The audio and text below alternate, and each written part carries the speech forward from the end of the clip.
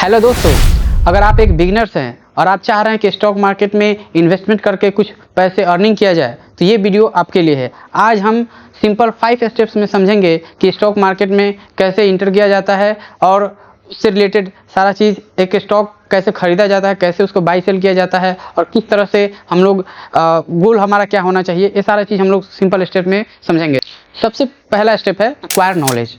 Acquire knowledge का मतलब ये हुआ कि आप जब स्टॉक मार्केट में आ रहे हैं तो बेसिक स्टॉक मार्केट का क्लियर होना चाहिए। स्टॉक मार्केट का बेसिक यानी कि स्टॉक्स किसको कहते हैं, कंपनी क्या होता है, कंपनी का प्रॉफिट और लॉस क्या होता है, सेंसेक्स क्या होता है, निफ्टी क्या होता है, ये सारा चीज़ आपको पता होना चाहिए।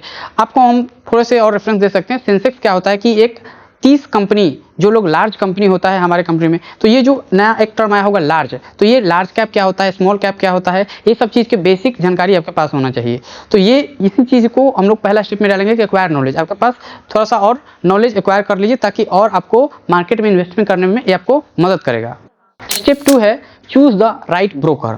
ब्रोकर वो होता है एक इंटरमीडिएटरी की तरह काम करता है, क्लाइंट यानी कि रिटेलर जो हम लोग बाई और सेल करते हैं, और एनएसई और बीएसई के बीच में, जिसके माध्यम से हम लोग स्टॉक को खरीदते या बेचते हैं।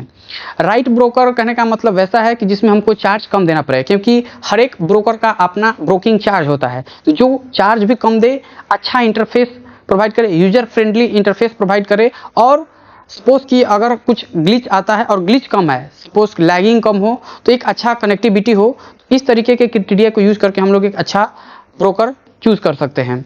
मार्केट में अभी रिसेंटली अगर देखा जाए तो एग्जांपल लें तो जीरोधा है, ग्रो है, अप स्टॉक है, बहुत सारा डिफरेंट कैटेगरी का, डिफरेंट ब्रोकेज के हिसाब से, डिफरेंट सर्विसेज के हिसाब से कैटेगरी का स्टॉक ब्रोकर है। करंटली अभी सबसे ज़्यादा यूज किए जाने वाला ब्रोकर ग्रो है। इसके पहले 2023 तक सबसे ज़्यादा यूज किया जाने वाला जीरोधा था, लेकिन जीरोधा को सरपास करके ग्रो नंबर 1 ब्रोकर इंडिया का बन गया है। Tip 3 is create the account and allocate the budget.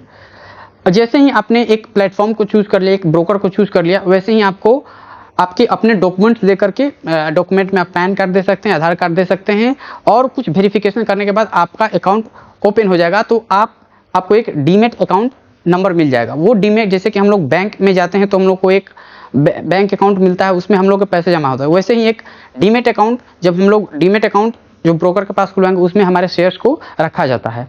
तो वो खुलवाने के बाद हम लोग, तीसरा है कि हमारे पास बजट होना चाहिए, पैसे लगाने के लिए पैसे होना चाहिए। तो आप अपने हिसाब से कितना पैसा ऐसा है जिसको आप इस्तेमाल नहीं कर सकते हैं, वैसे फंड्स को ही आपको इसमें ऐड करना है और उसके हिसाब से आपको जो है इन्वेस्टमेंट जर्नी स्टार्ट करना है।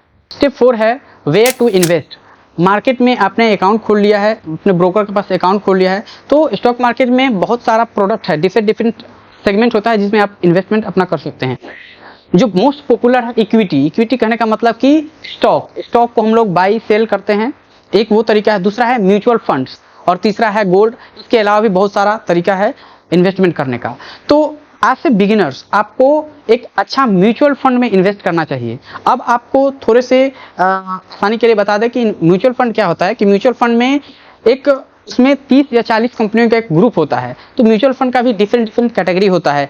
सेक्टर के वाइज कैटेगरी के हिसाब से म्यूचुअल फंड होता है, स्मॉल कैप के हिसाब से म्यूचुअल फंड होता है, लार्ज कैप के हिसाब से म्यूचुअल फंड होता है। तो ये सब आप बेसिक जानकारी पहले, इसलिए आपको पहले हम बताए थे कि स्टेप 1 में आपको बेसिक नॉलेज एक्वायर होना चाहिए। तो वो सारा चीज़ आप जानकारी कीजिएगा ताकि इसमें आपको हेल्प करेगा। तो ये चौथा स्टेप में हो गया। अब आते हैं हम अपने लास्ट स्टेप यानी कि स्टेप 5 में।